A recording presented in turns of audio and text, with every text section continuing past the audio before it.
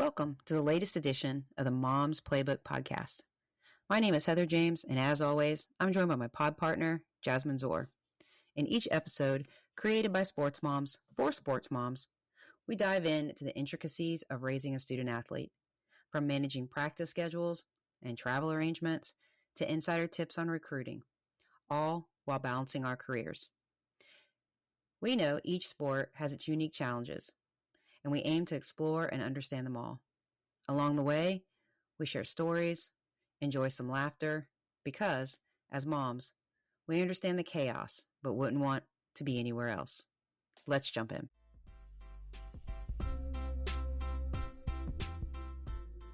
Today we're excited to have Nikki Skiba, mom of Nick Skiba, football place kicker, an NCAA career record holder with an 89.9% average for field goal accuracy. He played for Wake and the Pittsburgh Steelers and USFL New Jersey Generals. Side note, he never missed a point. He went 193 for 193, and his career longest kick was 56 yards. Welcome, Nikki. It's so great to have you here today. Thank you so much for having me. Well, let's get started with tell us a little about yourself, your husband, your family, their sports backgrounds, and how did Nick get started? Was it soccer or other team sports when he was young? Sure. So my husband and I, we've been married. This year will be our 30th year anniversary. So we are definitely sports junkies. We both played sports through school. I was a softball player and cheerleader. He played soccer and football. He did play a brief bit of football in high school, but soccer was his main sport. And so, of course, having kids, we have 3. We started there, on the field. Nicholas was soccer. He played, I guess, when they can start 3, when they can start at rec levels and YMCA, church, all the things, and started with soccer, and then in middle school ventured into football. We'll talk more about that, but then we have our middle son Braden, and he too grew up playing a little bit of soccer, and he does Special Olympics now. His main love is equestrian events with Special Olympics in South Carolina, but he's done all kinds of Special Olympic events, basketball, soccer. One cool thing is, his brother got to be a unified partner with him with soccer and bowling, football, flag football. So that's kind of been a cool bond thing. Then Emery is our youngest. She is 12 now and making her debut this last year on the soccer field and is doing great and loving that. And so my husband has always loved soccer, like I talked about, played soccer. He and I both played a little bit of college sports at Gardner-Webb University. I was in softball. He was soccer. He's a goalkeeper. And when he came out and went to work, he still wanted to be on the field some, so he started coaching. And that was before we even ever had Nicholas, and he's been coaching ever since. He coaches Emory as well now. Nick's been on a field since forever, really, and coached by his dad early on. And even as he ventured into football, with specialist training, it's very different. So we have a trainer, but yet Dad's definitely a big trainer with him. Now, the transition into football, Mm-hmm. how was that received? Did you just decide that's what he wanted to do? He said, it was when he began middle school when we didn't do the Pop Warner thing. So we had a lot of change. We moved from North Carolina to South Carolina. So he was switching states and beginning middle school. And he said, I want to try football in middle school. And we were like, okay, sure. And he's like, I know I want to kick, but I think I want to try another position too. And his dad's like, well, what you going to try? What do you think? And so he played safety I hope I'm saying that right. I'm pretty sure it was safety for 7th and 8th grade. And then when he went into high school, he transitioned to just specialist with being a, kicker punter combo place kicker there. He did good. I liked it. I mean, I can't forget this. He's going to love me talking about this. We did do 1 year of wrestling as well in middle school. I love wrestling. I come from a family. My brother wrestled, and I just feel like it's one of those sports that it truly shows the athlete you are. It makes you a better, if you can give it everything you got, like it helps you to become a better, stronger athlete, physically, mentally, all the things. And I told him, I was like, I just want you to try it. You don't got to love it, but give it, all you got. We're a big family of if you start something, you finish it, you're going to give it your best. And, he didn't love it, but he persevered. He did it. He did great, actually. He did not do bad at all, but it wasn't for him. But, I think he does agree too. Like, it helped him. It helped him physically. It helped his endurance, strength, conditioning, all the things. And, mentally, I do think it helped him push him. Right. And I think anytime that they can try different sports anyways, it's kind of a good thing not to, it gives them a little bit of perspective on other things. Yeah. Yeah. I mean, I think it's important and coaches talk about it, being a multi-sport athlete. And we had those conversations a lot in our house because Brian probably wanted Nicholas to choose just football and kicking sooner than I did. But we were on the same page with Nick makes that decision. Soccer is Nicholas's first love, hands down, today. Hands down. He is the ultimate soccer fan now, but soccer was his love and he did well at soccer. But I think knew he was good at kicking too and looking into his future because, ultimately we talked about sports early on and when we put into sports, as a family and supporting him and what we did to, help him to be successful was, the ultimate goal here is an education, and if you can go somewhere and get an education, then we've won, right? Which direction are you going to go? Are you going to go soccer? Are you going to go football? And he probably could have gone both. It would have looked very different. It definitely wouldn't have been Wake Forest. But he chose pretty responsibly, I think, to say, he began to tell that playing soccer at a higher level because he was doing club soccer, high school kicking, and training year round for kicking. Physically, he began to feel that and knew, you kick differently for soccer versus football. And I think he saw that he would have a better opportunity numbers wise. Soccer's just got so many more people chasing that, I feel like, than you do specialists. I mean, it's a little different now probably, but like when our boys first started, he felt like that was the better choice for him to have an opportunity to go to school. And now, when did he start camps? Like, when did you go to outside camps for kicking? Middle school, 7th grade. I think we had a Julian Roush, who was a place kicker at App State. He lives in our area and trained with Dan Orner as well. That is our trainer here in Charlotte. That he was in our town, kind of right in our area. And in 6th grade, I want to say Nick went to him because he knew he wanted to try out for football. We didn't really know anything about kicking. I mean, obviously on the soccer field, but like truly form, that sort of thing. Nick and Brian had watched, I think videos and some things but we reached out. So he started training, doing some little sessions with him and then began going some to Dan. And then we did, I want to say, I can't remember if it was either eighth grade or it probably was actually 9th grade. Like Chris Saylor, Coles was probably 10th grade, 11th grade. And then FBU, they came in our area to Rock Hill, South Carolina. We didn't do college camps, obviously, till he was high school. But he did the same, Coles, Saylor. And did you see that they were all kind of basically not the same, but basically the same product, all the different camps? I mean, yeah, as a parent looking at all this and trying to do what all is best for your son and wanting to encourage that dream and support it financially, it gets tough. And that's a lot. It's a lot of money for these camps. It's a lot of money in travel. So once we kind of got our feelers out there because you got to kind of go and see what it is. Right.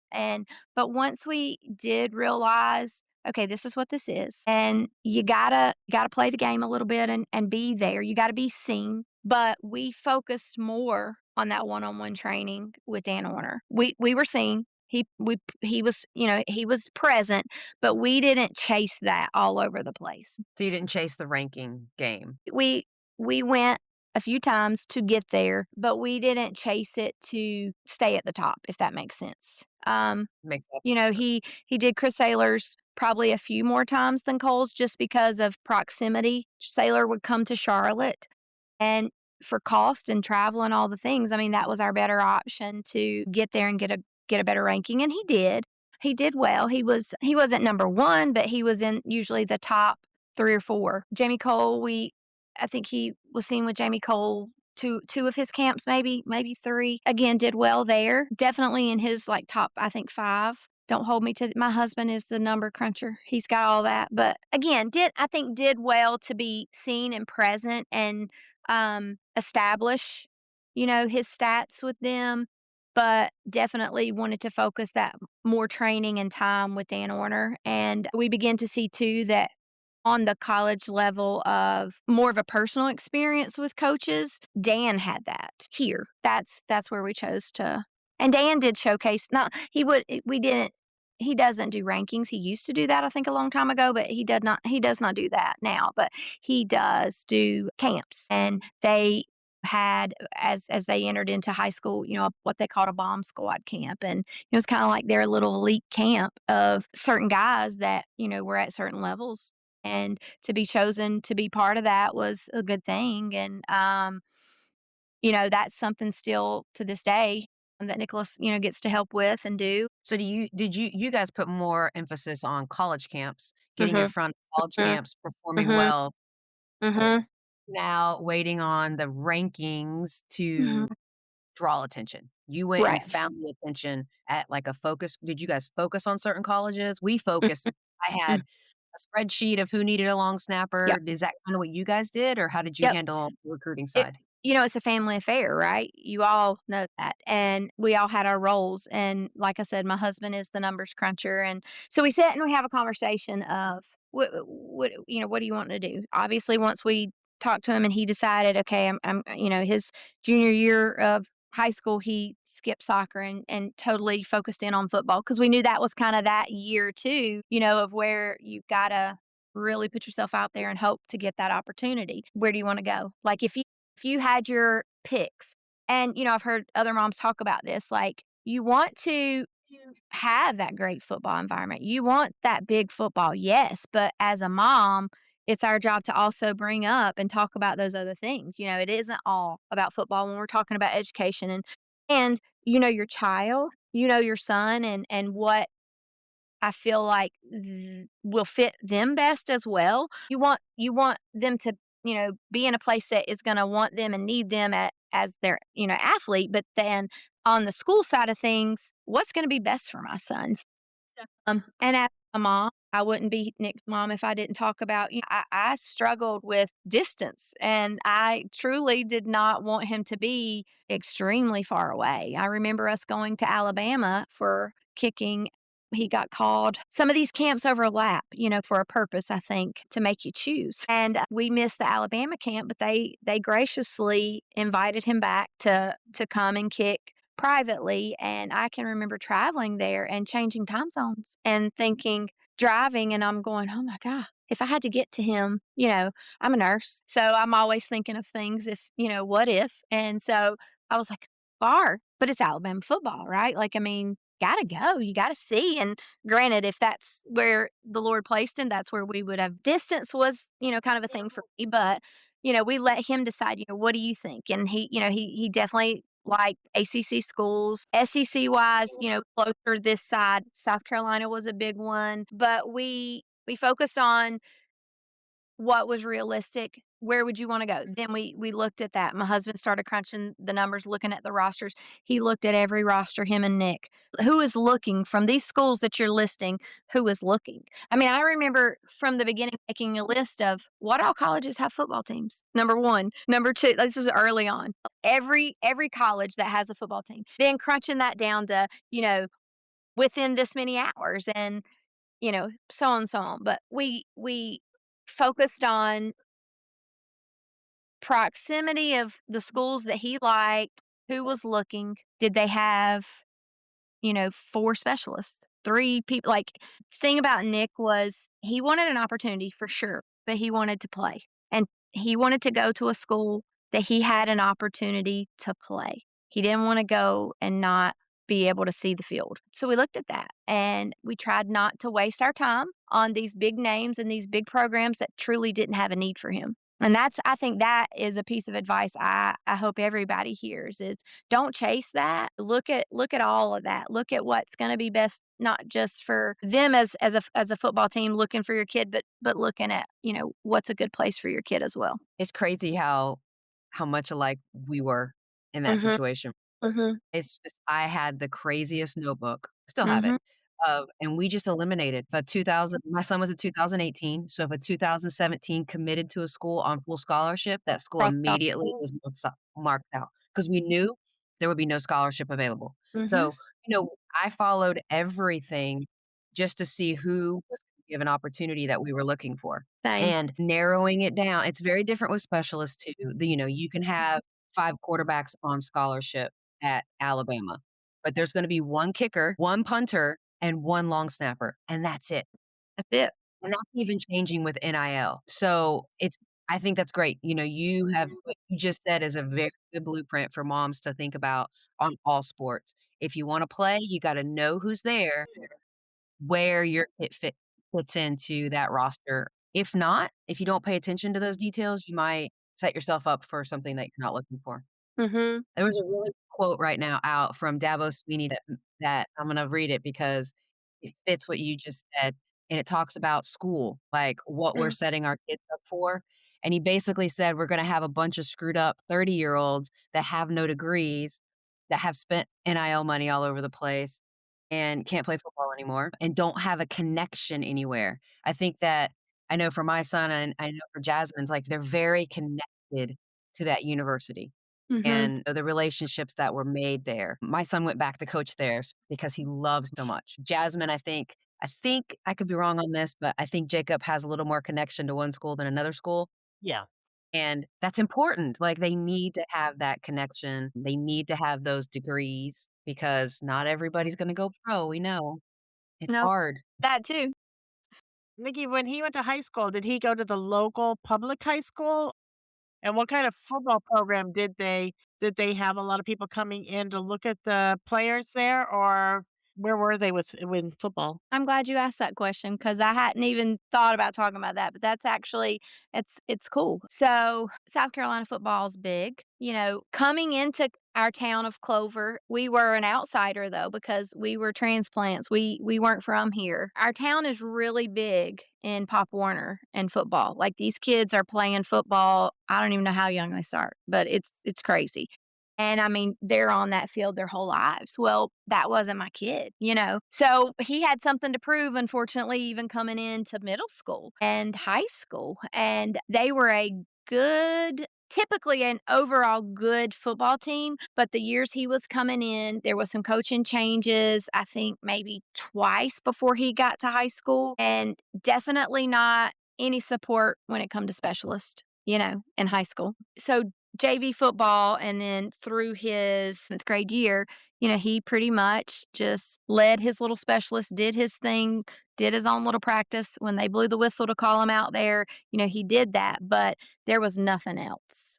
Um, we even had to fight a little bit for him, and we're not ones to do that. I shouldn't say we fought it because he did. He went to his coach. When you in small towns and things like that where they're on these fields, these kids they've known their whole lives, sometimes the best people are not playing on the field. It's not the best player. And I mentioned earlier my son was coached by his dad for many sports his whole life. And one of the requirements were if you're going to play for me, I'm going to be the hardest on you. And I am going to push you. And it is never going to be a question of why you play for me. Like, it can't be daddy ball, for lack of a better word to call that.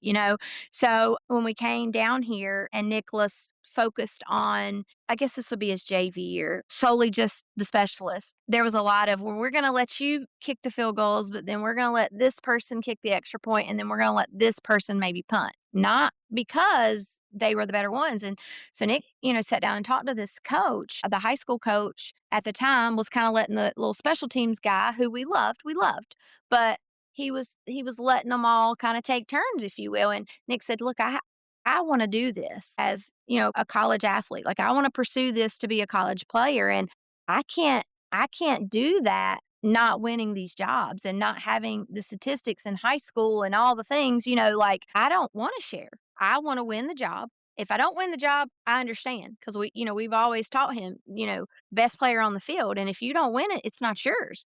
And so he talked to the coach and, charted, showed him numbers, and he's like, I want all of it. I want to kick, punt, extra points, all the things. And so when recruiting came around for that, he would have that job and he could show those stats, things like that. But that coach gave in to him and he's like, okay, we'll chart.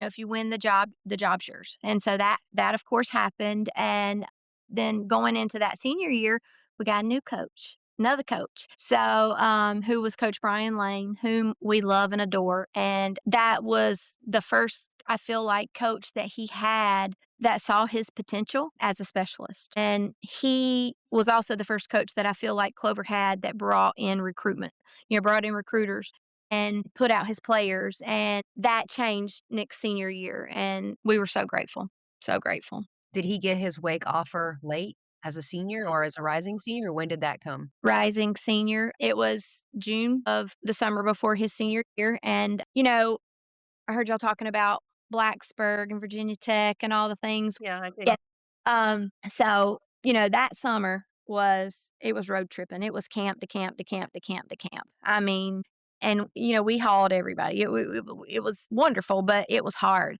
And we left, we kicked at Wake. We kicked at, I think our whole week was like South Carolina, Clemson, Wake, Virginia Tech, all in 1 week. So Virginia Tech, he did amazing. Won the camp. Took down there and talked to the coach, but no opportunities leaving, right? Like, who do you have offers from? And Nick was like, well, nobody yet, because we thought this is the time. We had been to all these camps when these kids get pulled away, they get offers, they get opportunities. But because he knew he didn't have one yet, he held out, even though Nick blew it out of the water. And he was so frustrated, so frustrated. So to say they came a little late, yes. But Virginia Tech was the first to offer. And once that offer went out publicly, a few more came. But Wake That was first one last. is so important. It is. It is. I think just even for them, like it just validates to them this hard work. Somebody saw me. Yeah. I got chills just thinking when you were saying, like, week that you went, like, man, that was so much fun. Mm-hmm. Like, that time with our kids, it was frustrating because you didn't Mm-hmm. always get the offer that you think your kid may have deserved, but I'd go back in a second for those road A trips with my day. car. Yeah, I those drive in ice. yeah. Yes. I mean, if only we knew back then what the outcome would be, because there was so much stress and so much hope and so much, if only we would have been able to really, truly understand and see where it would all Right. take us in the end. It was a roller coaster, obviously, Right. rankings and stars and all that Mhm. nonsense comes into play, and we look back on it and we giggle because we're like, "How did we get wrapped up in that nonsense?" But the road trips with my kid in the car, man, because now I don't get them as much, right? They're grown men. We don't see them every single day, and my son has a very unique schedule with his work. Like, those moments, I think, are so special between a mom and a athlete, and it's part of the reason why we're doing the podcast Mhm. in general is because we want other moms to see that. Like, take your kids to the camp. Maybe don't get wrapped up, right? Don't get wrapped up in all the rankings and the numbers and the stars and the BS, but embrace that moment, have those conversations, build that rapport with your kids so that when they are adults, you Oh still get the yeah. phone. I think one of my most memorable camps and road trips was Georgia, and it was really the only one where it was just he and I, because Oh, we all, as a family, usually definitely his dad and I, but to a lot of the bigger schools where we traveled and stayed, his sister and brother went too. But Georgia, I can't remember why. I think my husband, it was maybe work travel or something. There was a significant reason because my husband does not miss things, but he could not attend. So Nick and I went to Georgia by ourselves, and that in itself, just car rides, yes. But I remember being nervous because his dad wasn't going to be there, and I didn't want him to be nervous that his dad wasn't going to be there. And I was like, oh gosh, I hope he does does okay. And I hope that doesn't affect that. And, as a mom, the things we think about, right? Like the things that we carry and worry about or overthink about. But I was worried about that because, like I said, I mean, his dad we're a team, and I hope my son always feels that I've been right there, always. But when it come to on that field and a coach, I mean, my husband gets that credit. So I just remember that trip excited that I had him all to myself. But then I was like, by the time we got there, I was like, oh gosh, dear Lord, please, please just, take away any fears he has. Let him do his best and not worry about his dad. And then my poor husband, who is pumping him up, right? Because we don't let them see any of that. We're pumping him up. And then, Brian's like, I feel sick. I can't believe I'm not there. I want to be there. Text me every play by play, stressing me out talking about it. But he did Right. great. Well, He it's did it's great. the toll that it takes on It your is. family through the whole process, right? It is. I definitely People don't say that understand the cost. kicking has aged me. Sorry. No, I understand. Snapping has aged me. You Mm-hmm. just live through a good snap. You know what I mean? Like, you Amen. live through each one. And I still, when I go to games, I say, okay, guys, good snap, good hold, good kick. Or like, before every single, like, it doesn't matter. And then before every punt in my head, even out loud, I'm like, all right, good snap, good punt, like, good coverage, let's block. Like, all the Yeah. things that moms, that we worry Yeah. about when it comes to our boys. So, yeah, it's crazy. So when you went to Wake, tell us about how the whole process to Wake went. How do you end up at Wake? It's so interesting. So Dan Orner, again, going back to him, he's Nick's trainer here in Charlotte, and he knew that was kind of one of the things that I felt like we had an advantage with him is he kind of knew in our area he worked with most of our schools ACC wise or at least someone of their teams, that he trained their guys that were kind of ahead of Nick and was definitely getting the reputation amongst these schools that his kids coming out are legit. Like who this guy recommends, who he's training, they're legit. So he kind of had some insight on who was looking, and I guess he had talked with Linneberg a couple times, our specialist coach at Wake, that they would be possibly looking. So he told us, and we talked to him. Hey, what camps do you think? Do you think we should waste our time here? Where do you think we should go? Do you know who's looking? Type of thing. And Wake came up from him several times, and he told Nick, he said, I feel like you would be a great fit there. Because I think we all know too, like y'all talked about this with the other moms. Wake Forest is a special place, and they look for a special type of student athlete. And he felt like, Nick fit both of those and would definitely have an opportunity to play. They were looking for, someone to come in and at least challenge that position. It was his to lose, I guess, if you say. So that was his big draw. So we went to that camp in that crazy week I talked about, and he did good. He didn't. I remember us having the conversation, getting back in the car because you get in, you talk, you reflect, and Nick did good. I don't think it was his best camp on something, and I can't remember if it was punting or kicking off. And field goals he did good in, but he was like Brian and him both kind of looked at numbers and looked at things, and he was like, I feel like I was 1 here, but maybe I was 2 here. We'll be interested to see what they think. And kind of what were they looking for? We knew they were looking more for a kicker versus a punter.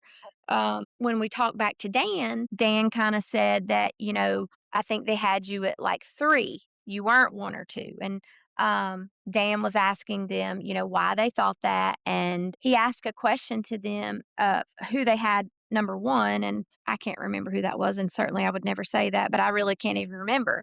But I know his trainer said, did you have them live, snap, hold, kick? Were these live snaps or were these just off a tee? And he was like, no, they were all off tee. So he spoke back to Wake and was like, I really think you need to think about this. If you're going to have another camp, doing some lives with these guys, and there was 3 or 4 kids that did not get to come, that they were holding or maybe there was 2, and they were holding like a separate, you can come back and kick for us. So then they brought Nick and another young man in and with them. So I think there was maybe 3 or 4 of them coming to kick, and they came out on the practice field there Jasmine, behind the new facilities now, right there on that field there, and Dom and Dayton came out there, and they did live with field goals and punting and things like that. And that day was about 110 degrees in Winston. I'll never forget it.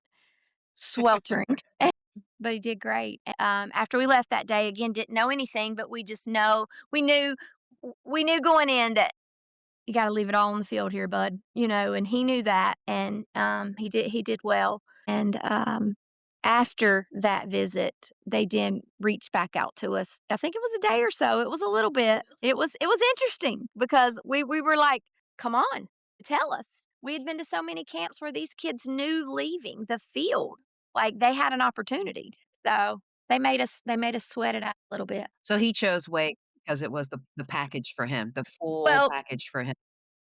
So he ended up with preferred walk ons from Virginia Tech and South Carolina. Those were the first two schools to offer. Virginia Tech was one, South Carolina was two. And South Carolina, really, we felt like loved him. They came to high school, met him. They had him kick at school. Like there was so many times that they kept coming. They kept bringing him down there, and then but just could not offer him a scholarship. And Nick said, and we even said, when it came time to pick, buddy, you want what fits and work for you. Yes, the scholarship is what you worked for, and we would love and desire for you. But at the end of the day, where do you feel best place for you? We'll make it work because all three of those schools we felt like he would fit well with. Good football, but what do you feel like, would fit best for you? And Wake came in with a full scholarship. And when he was thinking about all three of them things, because he told them that day we'd never seen campus other than to the camp. And the first camp was even off campus at the stadium. We'd never seen the campus until he kicked that day, that second time. And so we told him, we said, we would love to come play football there, but we're also, wanting to know about your school. We want to see the school, we see the dorm, like we know nothing. So they brought us back up there, and Coach Tabaka actually was the guy, because they were now going on vacation. Like they were finishing. They're like, oh. So we went up, and he took us on a tour of campus a little bit, and we saw things and talked to us more personal about, kind of their numbers and classrooms and teams and just a little bit more of that side of things. And so after that visit, and I think another 24 hours of just thinking and praying and weighing it all out, he decided to go with Wake because he said, they were all in on him and believed in him to give him a scholarship. And that was important to him. Here I might tear up. He told us that for all that we had done to get him to these opportunities, that he wanted that scholarship for all of us to be able to earn that. So, Very similar to Jacob, Yeah, right? Jacob's yeah. situation, at Wake was they brought us in to see he went to a camp, and then they brought him in to watch it like, as a official visit, Mm-hmm. and we had that afternoon, they had a GA walk us around, took us straight up to Clausen's office, and he offered him the scholarship, and Jacob was pretty much committed to another school at the time, Mm-hmm. and he accepted, and then I started to tear up, and Dave Clausen said, "Go ahead and cry, Mom. Go ahead and cry." He told us the value of how much that would be, Mm-hmm. and then we left there with Jacob feverishly called the other school and said, "I'm sorry, I'm decided to do this instead," and that was a done deal. Yeah. So it was very quick with Jacob Yes. with Wake. Yes. That's awesome. It is a valuable scholarship, Mm-hmm. like financially, like the number Mm-hmm. behind a Wake Mm-hmm. Forest, a Miami, a private institution Mm. is it, it's Well, it's amazing if they put a price tag on the whole experience, the 4 to 5 years, the food, everything, stipends. it's a huge Mm. number, even before any NIL, Mm-hmm. so it's a major feat to get to that point. And Even again, if you get a partial scholarship anymore, right. it's still something. Well, you can't get a partial football Not in scholarship at the football. college. Yeah. You know, baseball and what have you, it's still anything you can get is helpful at this point. Yeah, and I think that it's changing with specialists right now with NIL. Mm-hmm. I know from my son, having conversations with my son, it's just a different. Um, journey that they're having than what the three of us experienced. Mhm. We all, I mean, I think about it now. I think about looking back at my kid's career and, where he landed, I was uncertain about, just cause. But man, I don't know, makes me tear up. Like I said, I teared Mhm. up 4 times one day just thinking about it. But the money behind it, people don't understand the Mhm. value of those scholarships, the Mhm. importance of the education and the degree. We're losing sight of that right now with NIL a little bit. But I our know boys, that most definitely, I agree with all that you just said there, and, I think we have that goal for them, or I mean, they have that goal. I keep saying we, but, ultimately, it's their dream, it's their goals, but, it's our journey and our job to support that, Lord willing, and so even though that was the ultimate goal, when we got to that point, though, as parents, it was still important to us that he did make that decision not based off of that money though. Like truly like, I gotta go to wait because they're giving me that's not what we're saying, bud. You really think through this if you wanna go anywhere. If you feel like that's where you're supposed to be and that's God's plans for you, pray about it and we will make that work. But then when he started talking through it and, my husband puts those numbers out there like you're talking about, and we didn't have a clue. I mean, we looked at the numbers we could find and think about of just what that would mean and in an education and what they would be supporting him with and I mean blown away and so grateful. agreed. I still am just beyond grateful for the opportunities that were given to my kid because they didn't have to be, right? Like Right. they have to be given to any of our kids. So you have to be grateful, especially when it goes well and they have a great career. Nick had an insane career at Wake Forest. I mean, he has records, he has all these great things. So how does he deal with all of that now being away from football? Is it still something that he looks back on? Yes, I think so. I know you've never met Nick, but Nick has not ever been that kid about that. He's very Nice. humble. I think personally, he's always been driven to want to do his best, but like that's never been the most important thing. And he's been quoted many times saying, football is not who he is, right? Like, but that he's so grateful for all of that. But at the end of the day, that's not all it's about, right? So I think he's very proud because he works so hard and, but he don't make it a big deal. I mean, and I love that about him, I guess, as parents, we're so proud, but at the same time, and I think there's a story to be told that, and I hope one day he will venture out there more and talk about that. Because I tell him all the time, I'm like, you have such a testimony and a great platform, especially with these kids up and coming, any athlete, but definitely, your specialists and stuff that it's important to do your best and all that, but sometimes, your best can be the best, and it may not be who gets chosen, right? Like talking about the next level and things, and you got to be okay with that. You got to be able to get through that, and ultimately, at the end of the day, live without football if that's the path that it takes. And he's done good at that. He's done well at that. I mean, he does train some. He's trains and he works and he's married now and has a beautiful wife and is a great husband and I feel like faith and family's always been his two biggest focuses and that's even more now with a wife and he's always been grounded and I think those two things have helped that. That's Yeah, amazing. no, yeah, going back to the playing though, because I remember there were a couple of things that stand out in my mind with him were the kick in Louisville. There was a Mhm. kick in Louisville where we won at the last minute, and then the ACC championship game. Mhm.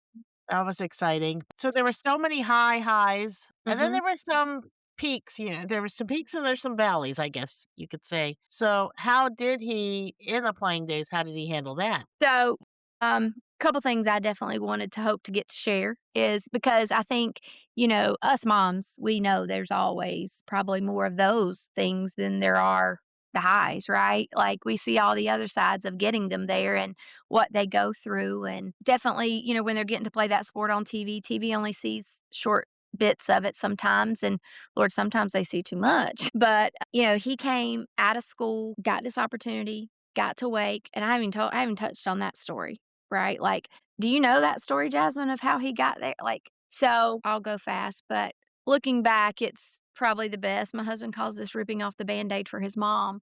But so Clausen and Lindenberg, once the offer was in, like that day in June, talking to us about when can, could he start early if we needed him to start early? And I'm like, what do you mean? And he's like, well, if we had him be an early enrollee, could he? And I looked at Nick, and Nick's like, I think so. I think credit wise, I have enough. But I said, that's something we can make sure of. So, when we go and talk to the counselors for his senior year, we're like, will he have enough should he need to leave in fall at the end of that first semester of high school? Will he have enough credits to graduate? So we set everything up like that. He's always been a good student. So he, done well with classes and things like that. That wasn't a question, but that was still hugely important to Wake. I would like to say that before they would fully commit to any of okay, it's a done deal, they, needed to know about grades and all the things. Like they were the only school that talked about that. So we made sure that was going to be okay. When did they visit with you? I think they came in November and did official like home visit with us. They came to high school, talked to coaches, and then they came to our house that night, Clausen and Linneberg. And I said, "What are we still good to come, regular time, or will he be coming early?" And they're like, "Nope, he will not be coming early. We only have a few spots for early enrollees, and we already have those filled. So he will come in June, at the beginning of summer, just like everybody else does." So it's November. Got it. December rolls around. New Year's. We're getting ready to go back to school. The weekend before we start school back on that Monday, that was a Saturday. He and Jenny had gone out to eat, and he calls us and he goes, "Are y'all home?" And we were like, "Well, yeah, we're home." He's like, "Okay, we're coming back. We'll be back. I need to talk to you." And we're like, "Okay." Had no idea what we were fixing to talk about. I'm like, has he changed his mind? Does he want to go to South Carolina now? Because Jenny was going to South Carolina. Like, I didn't, just my mama brain was like, oh my gosh, what's fixing to happen? He comes home, and Coach Linneberg had called him at lunch and said, "Are you good to come early?" And he goes, "When?" And he said, "Now. Are you good to come now?" And he said, "I don't know. I need to talk to my parents." And of course he's like, "Let me talk to my parents." And so basically Jesse Bates, who played at Wake, left early and ended up enrolling in the draft early, which then opened up a spot, possibly. So he calls and talks to Nick. Nick comes home, and he's like, "I don't know what to do. What do y'all think I should do?" And we're all just like, and my mama heart is like, Yeah. "When is he talking about?" And he's like, "This week." I'm like, "But you go back to high school Monday." And he's like, "I know." So we had to like pause and think for a minute. And I was like, "Okay, well, I think, you need to think about it, buddy, and we'll support you in this decision. But at the same time, you kind of got to go, right? Like, are you feeling that?" And he's like, I do. I'm just nervous." And I was like, "I understand." And I remember shutting the door, talking to his dad, like literally like, Yeah. Yeah. well, what?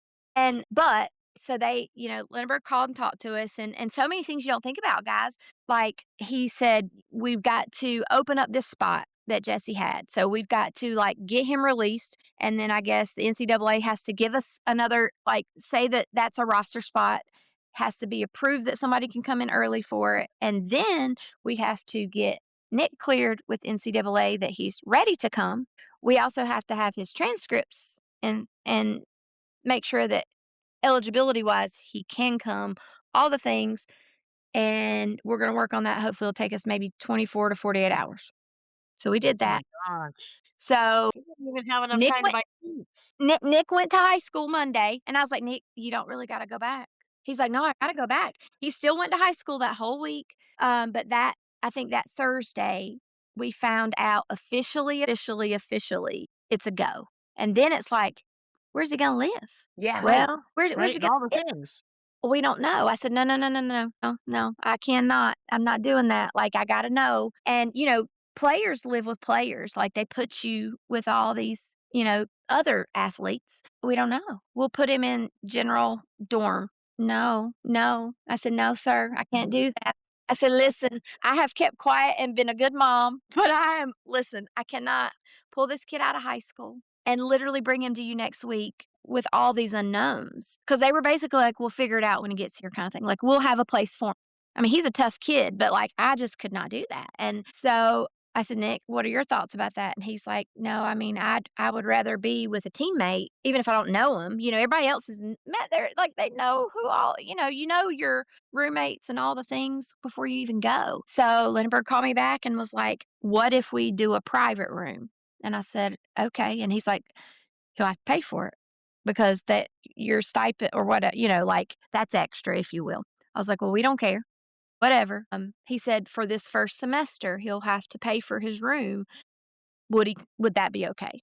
And I said, yes. I would rather him, I mean, I hated it for him, but I would rather him at least be in the comfort of his own area than throwing him into like new school, new classroom. I'm a high school kid still, basically. All the things, because not only did he have to go like all that, he had to start college classes. Yeah. Right. And there's a certain part, especially when they're first moving out, that you want to make sure everything is set up, right?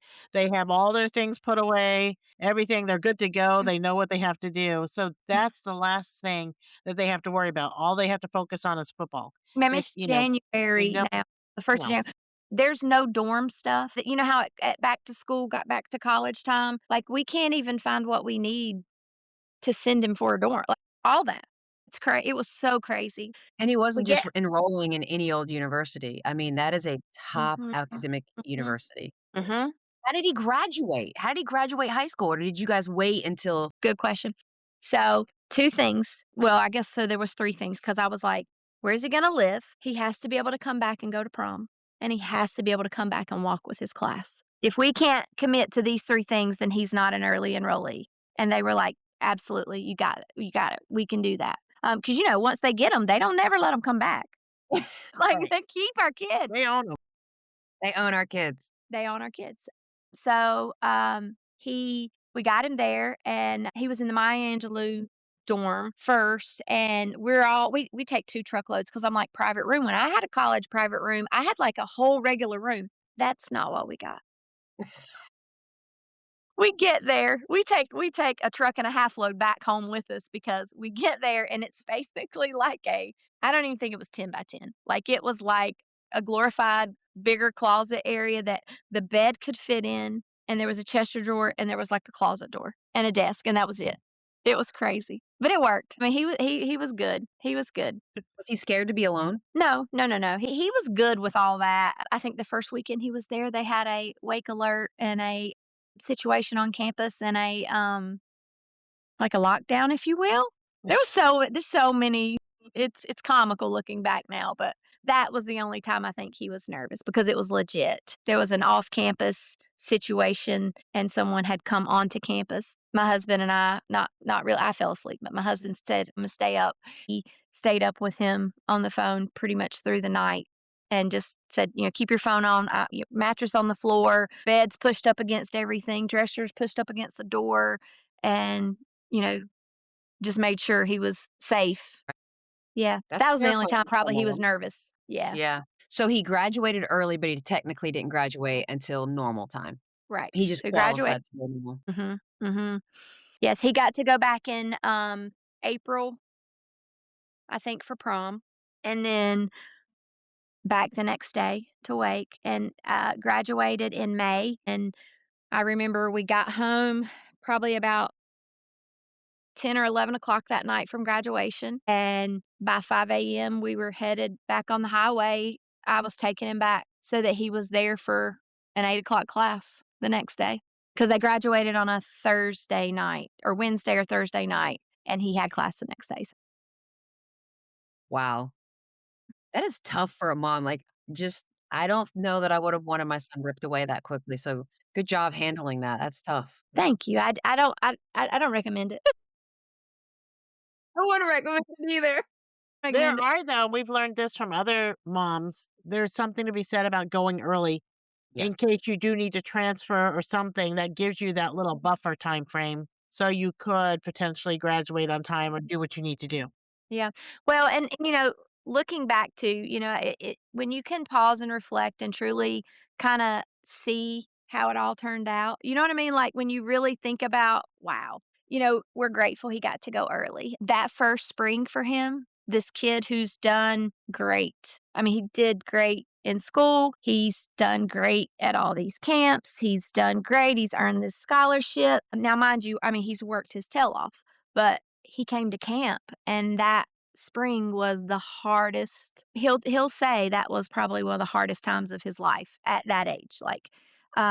Because he did terrible and couldn't figure it out. And the coaches were part of the reason they wanted to bring him in was so that he could get time in with the snapper and the holder, like that work that timing down. Because in high school, that timing is so much slower, so much slower. And I think even as parents, up until that point, we had no idea how important that was.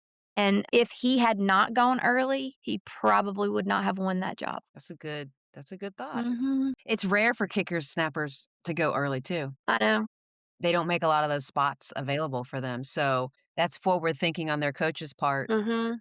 to get him in there, get him comfortable. So even if he had some hiccups in spring, he still had summer and then fall Mhm. camp to get his confidence and get ready. So Yep. that's And I'm really awesome. grateful I'm grateful they took that, like you said, had that thought process to think ahead on that. But also I think, they truly did look at, hey, we just pulled this kid. He wasn't planning, coming early is one thing. Knowing that you're coming early is even better, but to not know, to get pulled, to stick them into this environment and all the things. I mean, I do feel like they understood that a little bit, and because they did encourage him that, hey, this is why you're here now. We know we're going to work on this, and we kept working with Dan, and they would reach out with Dan. Nick, of course, was reaching out with Dan, and I think even Dan went up there and worked with them a time or two. So it all worked out. But yeah, we were very grateful. I don't think a lot of moms, especially, maybe dads know this, but maybe moms Mhm. don't know that the limited number of spots that they're allowed to bring people in. It's changed a little bit because numbers are a little different. Roster size is a little different now, but you had to have somebody leave to go to the NFL. You had to have a Mhm. senior leave and open a scholarship to be able to fill a scholarship for an early enrollee. And again, that's special for specialists to get there Mhm. early. So I didn't know Yep. that. That's actually really cool. Mhm. And I think us as specialist moms can appreciate this too. Like, how many other specialist moms do you know that had kids that never had that opportunity for a scholarship? That was not, I mean, at that time for sure, I mean, they were coming, but they were not a guarantee. They were not always. And there was some schools, and I won't mention any names, that they basically told you, we don't give scholarships to specialists. So, We don't scholarship snappers. We heard that a lot. Because right. schools are great. You can buy into the beauty, the pageantry, the culture of the school, but is it gonna be financially worth it, right? I Right. look back all the time at a walk-on at the University of Miami, and it is the same thing at Wake. Do you wanna walk on and play football and be in debt Mhm. amount of money, which is crazy more expensive than a state school. Like Correct.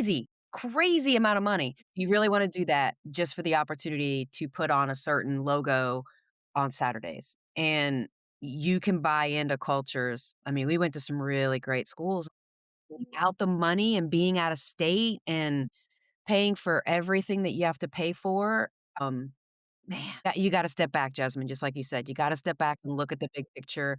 Um, and make sure that it's worth it. And I think that's an important message for all moms. Like, you can buy into those top schools, but if your kid is just gonna be bleeding money for the next 25 years, is it worth it? That's exactly right. And, no matter what, no matter how good we could have been, no matter how many camps we went, and I think that's the most disheartening thing um, to watch your kid go through. And I can say, like, my kid's got a lot of records. My kid's got a lot of good things on his resume. And to see, that get overlooked for them to not even get the chance for an opportunity.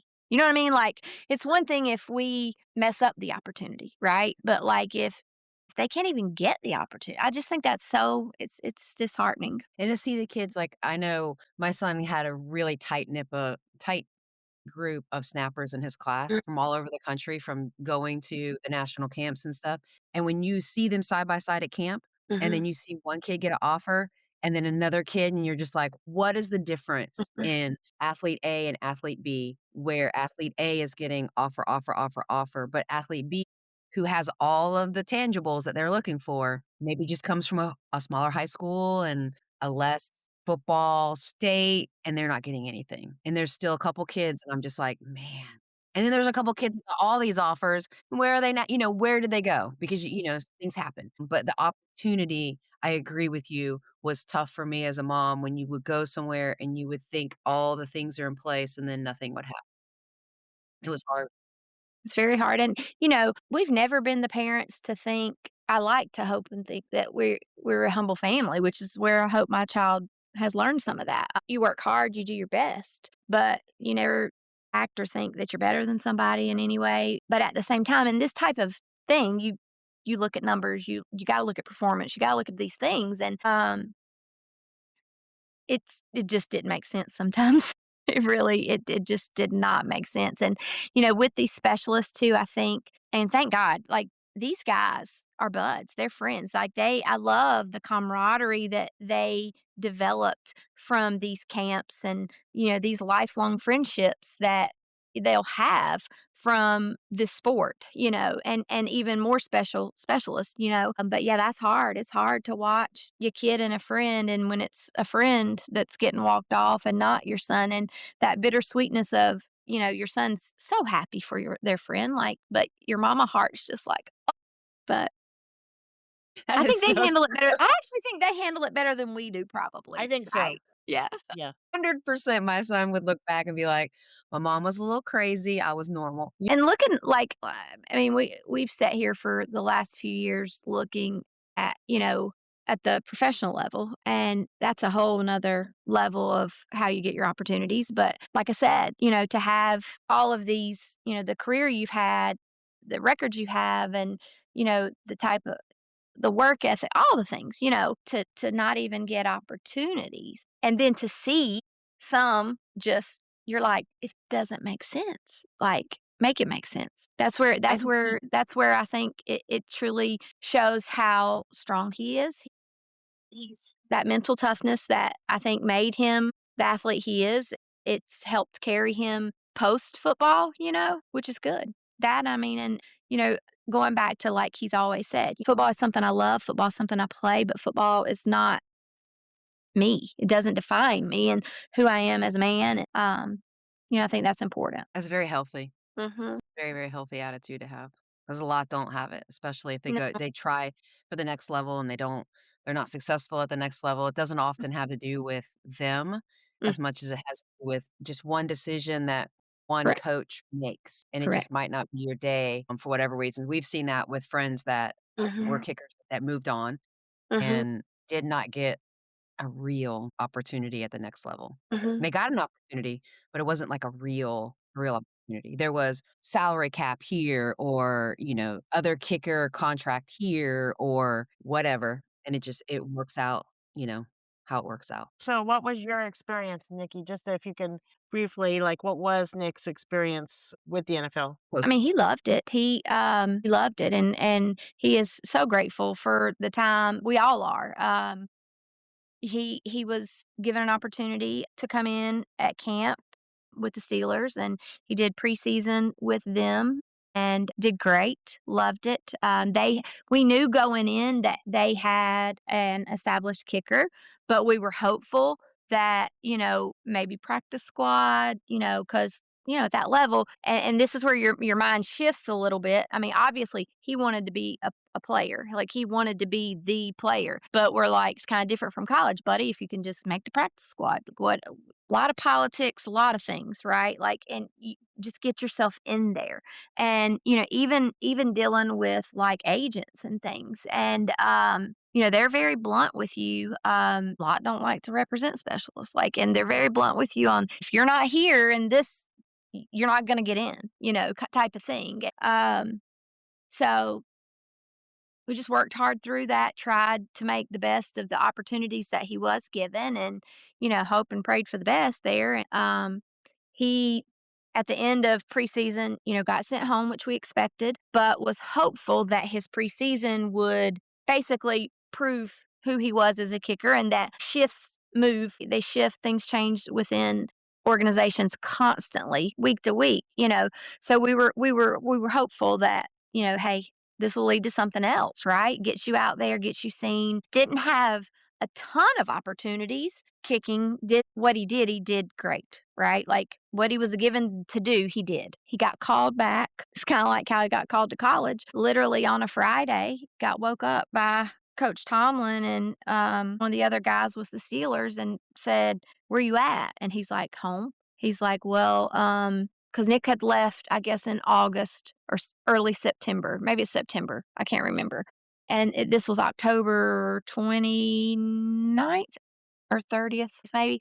So he's been gone about what, month and a half. And he said, "I'm at home." And he said, "I'm fixing to go to work." And he said, "Well, you feel like coming back to Pittsburgh?" And he's like, "Yeah."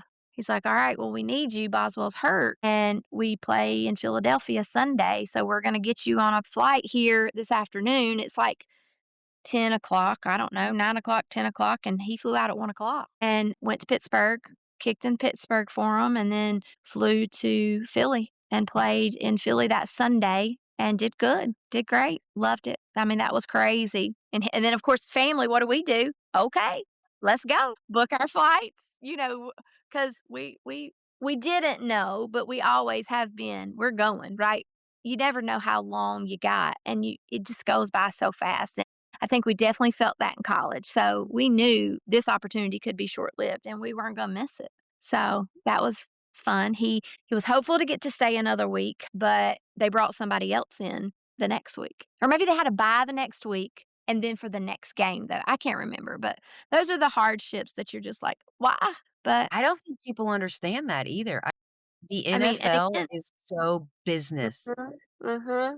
There's no rhyme or reason. Like, why if he kicked well, why did they not keep him until the starter was 100% back? Just a hard lesson for mamas. Yep, yep, yep, yep. All right. Well, thank you, Nikki. We had a great time with you today. We really thank you for all of your great information. I think it's really going to help somebody. So thanks for spending the time with us today.